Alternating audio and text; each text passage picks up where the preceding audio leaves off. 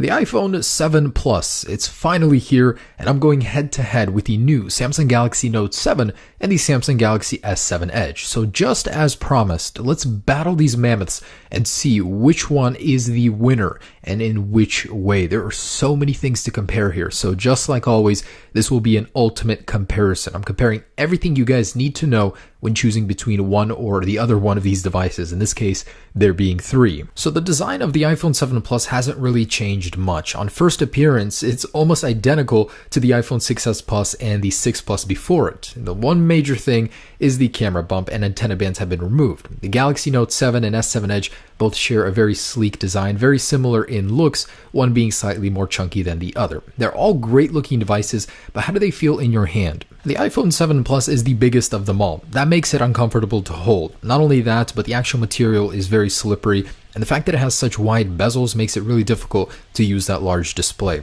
So the Galaxy Note 7 has the biggest display of them all, yet it's one of the smallest devices here. It's very easy to grip, and at times I actually kind of wish the bezels were a little bit thicker on the Note 7, just because I find myself triggering things on the display, the overlap when holding it. But the Galaxy S7 Edge is the smallest of all three phones. It is extremely comfortable to hold on to. So while both phones are holding on to the designs from the previous generation, the Galaxy Note 7 and S7 Edge are both the more sleeker looking devices. They both look brand new. In terms of actual sizing, the iPhone 7 Plus is the heaviest device, despite having the smallest display, and the Note 7 is the second chunkiest, with the S7 Edge being the slimmest and thinnest design. And a quick look at the bottom of the phones reveals that they're all using different ports. The iPhone with Lightning, Note 7 with USB-C, and micro USB on the S7 Edge. So moving on to build, all three phones here do share a water resistance capability. However, the iPhone 7 Plus has the weakest rating of the bunch, IP67 versus IP68 on the Galaxies. So that means you can only take it up to a meter underwater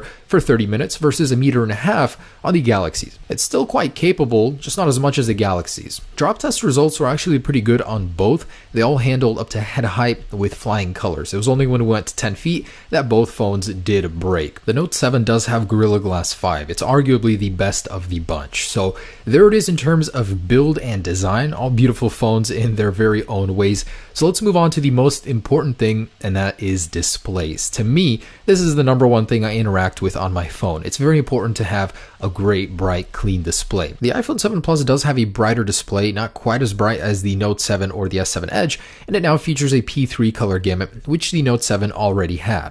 Now, DisplayMate gave the iPhone 7 Plus high praise, saying it was the most color accurate display that they have ever measured. That is incredible. The iPhone 7 Plus did come a long way in terms of tech. It just reached a barrier because LCD can't go much higher. OLED is the future, and Apple's going to be shifting to OLED tech next year, and I went ahead and compared all of these displays in low light. The darker colors definitely appear more dark as there is an infinite contrast ratio on OLED panels. It looks great on all of them, the colors especially. It's just when you get into the more darker stuff that on the Galaxy's OLED panels, you can definitely see less light bleeding through. It's very interesting how every single phone here has a unique perk when it comes to display technology. The iPhone 7 Plus has 3D Touch, which actually comes in very handy. It's a pressure-sensitive display, and the Samsung Galaxy Note 7 has its unique S Pen. So it's a stylus that can revolutionize how you use your device. It's more for professional use.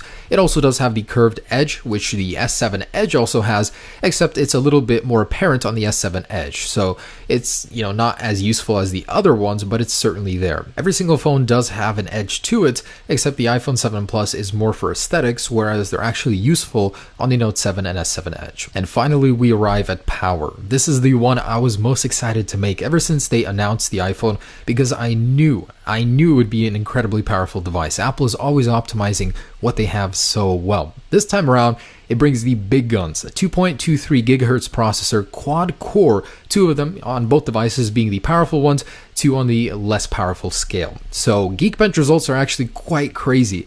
The iPhone 7 Plus outdoes the S7 Edge and Note 7 as they share the same processor by a wide margin. Next up, I went ahead and ran Antutu benchmarks. I wanted to see what the scores would be, and at the same time, I went ahead and measured how hot the device would get on its hottest point. So after completing these benchmarks, the scores were apparently much higher on the iPhone 7 Plus, and when it comes to heating up, the iPhone 7 Plus did heat up the most. And next up, I did some synchronized launching of applications. Starting with Snapchat, the iPhone 7 Plus was almost instant. And yes, the multitasking cache was cleared on all devices, so that's quite a difference there. That's something you're going to use multiple times a day. Next up, I went ahead and launched Pokemon Go. I know this does take a while, and surprisingly on the iPhone 7 Plus, it was near instant. On the other devices, it took almost twice as long. That's crazy. Looking at wireless, there's really not too much to say here.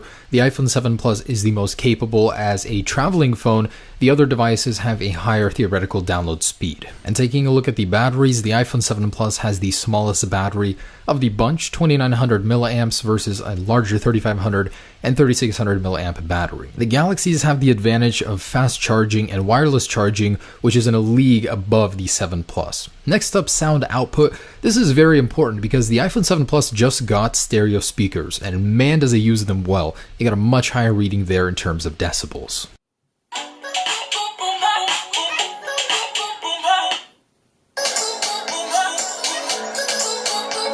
And just how fast can you unlock your phone? The Note 7 unlocked first with the S7 Edge second, iPhone 7 Plus in third, and Iris Scanner last. So we arrive at the big one, cameras. The iPhone 7 Plus has a complete overhaul in that department. It now has a dual lens camera with 4 LED flash, and I'm just amazed at how good it is. I've been using it for a while now. So I'm going to let you guys sit back and enjoy the footage I shot comparing these devices. Note 7 versus 7 Plus. So this is a movement test. I just want to show you guys the actual movement between these phones. So they're both pretty steady. I mean, both have optical video stabilization, which is pretty standard nowadays.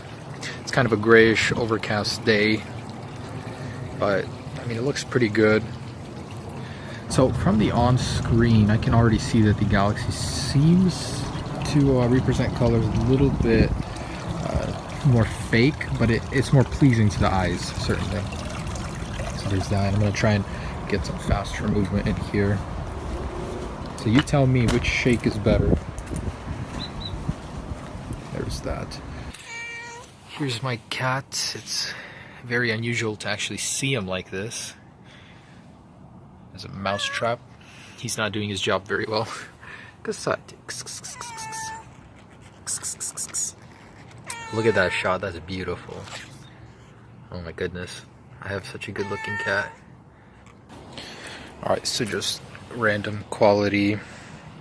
Just want to show you guys these flowers. Looks beautiful on both, really. Here's some pink flowers. And I gotta say, focus is very, very good. So on both of them, focus is near instantaneous. On the Galaxy, it's a little bit faster, that's for sure. So the iPhone was blurry for a couple seconds, and then it focuses. But the Galaxy focus is instantaneous. I love that. Let's take a look at these. Gorgeous, absolutely gorgeous. I love it. Here's some pink and red in the same shot, and some blue. The low light environment test. It's very, very dark in here, and I don't know, it looks pretty good on both actually. The Galaxy seems a little bit noisier, but you can make out more details in the colors.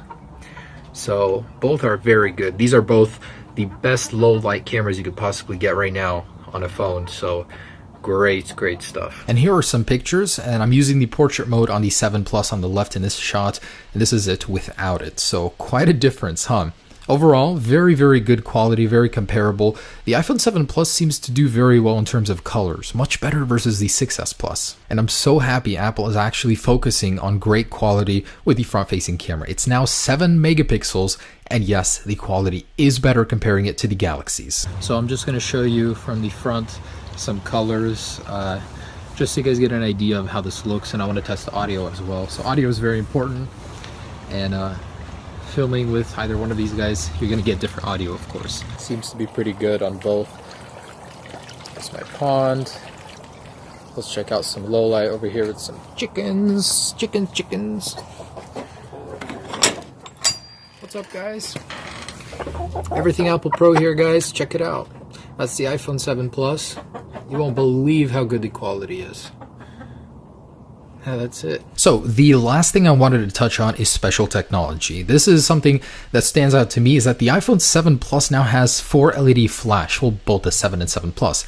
It now has a capacitive home button, which has no physical touch to it whatsoever. It has stereo speakers, which is a really big one for me personally, and the dual lens camera with optical zoom. I haven't covered it really in shots, but you can zoom in using the actual zoom. The portrait mode is a really big deal as well. It'll blur your background in real time, and no other phone on the market does this right now. You can get some crazy good shots with it. I'm just impressed. It's my favorite feature of the 7 Plus. And there's also instant setup with select Apple accessories. So you'll use NFC to go ahead and connect with that W1 chip instantly. No software setup. The Galaxy does have iris scanning, which is honestly pretty cool. It does have the new stylus, which has been reimagined. It's much better, much more useful.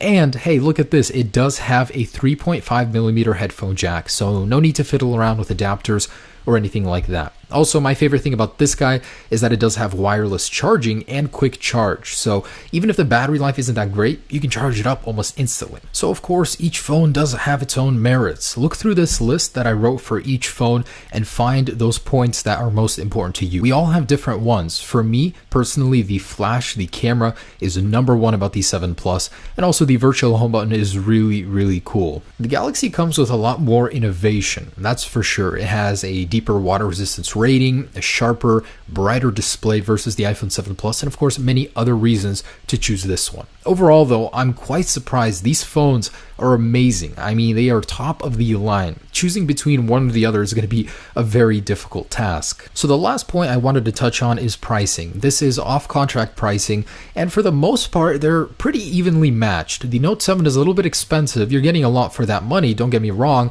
It's just $100 more than the base entry model iPhone 7 Plus. For the same price, the 7 Plus will offer 128 gigabytes out of the box. So guys, there it is. That took so long. So I just wanted to say thanks so much for watching. It means a lot to me. Hopefully I made this choice a little bit easier for you. It's not easy. Whichever choice you make, it won't be the wrong one. Have a great day, guys. Enjoy your devices and all the cool things you can do with them. Peace.